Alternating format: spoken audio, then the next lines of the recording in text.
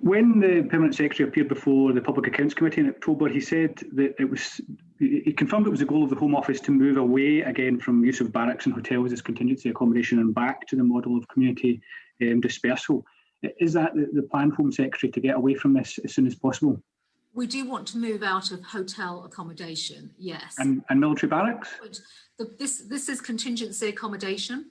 This is contingency accommodation that has been adapted and stood up. But to be clear, your answer there suggests that you have no intention of closing the military barracks. This isn't about closing military barracks. I think we should look at this within the context of a government estate and government accommodation. It is right that we look at government estate and government accommodation as potential contingency and accommodation for asylum seekers. I think the public would expect that. This isn't just about an automatic default position putting people into hotels. I think the public will be horrified that you appear to be saying that you're going to continue using military barracks to accommodate asylum seekers, and yet we aren't getting any information or justification for that. No evidence is provided to us.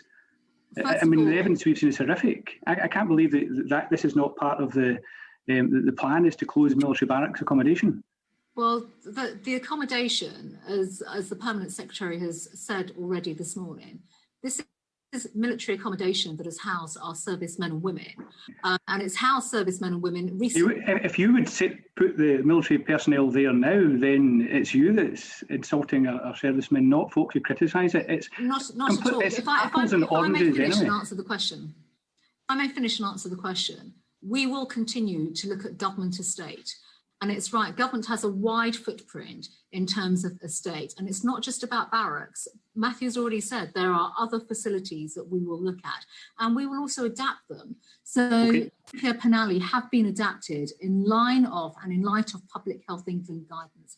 That is absolutely the right thing to do. And as if you could write with the in Public Health England, I've only got another 30 seconds to make sure that we have the right kind of accommodation in place. And I will, of course, as you've already heard me say, we will respond to the chair of the committee to her letter, which was very specific about institutional accommodation. Excellent.